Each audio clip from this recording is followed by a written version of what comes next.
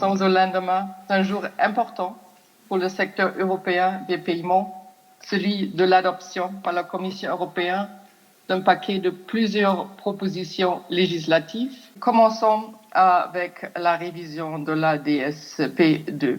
C'est important de dire que cette révision de la directive, c'est une évolution, mais probablement pas une révolution. Et notre proposition est axée autour de 4 éléments principaux.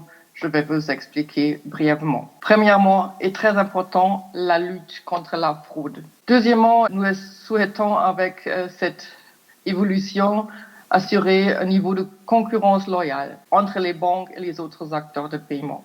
Troisième axe, l'amélioration du fonctionnement de l'open banking et finalement une meilleure application des règles avec la transformation de la plupart de la règle de la DSP2 en un règlement directement applicable.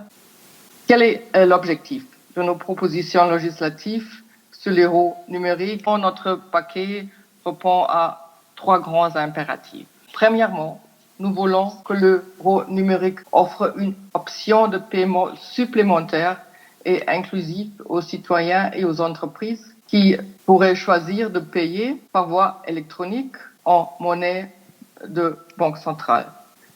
Deuxièmement, nous voulons garantir la disponibilité et l'acceptation de l'argent liquide.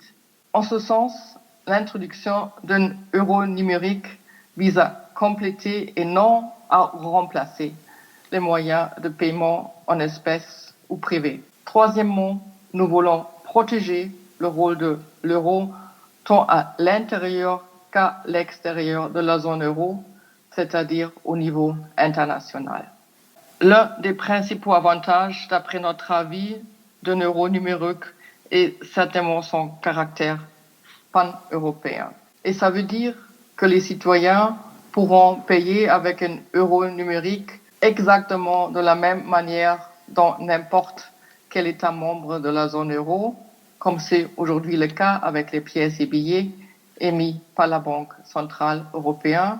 Deuxièmement, l'euro numérique devrait permettre des paiements de proximité hors ligne, c'est le offline, qui constituerait un service unique susceptible d'atteindre un niveau élevé de protection de la vie privée. Troisièmement, les services de base d'un euro numérique devraient être accessibles gratuitement aux citoyens. Ça favoriserait l'inclusion financière qui est une dimension importante du projet de l'euro numérique.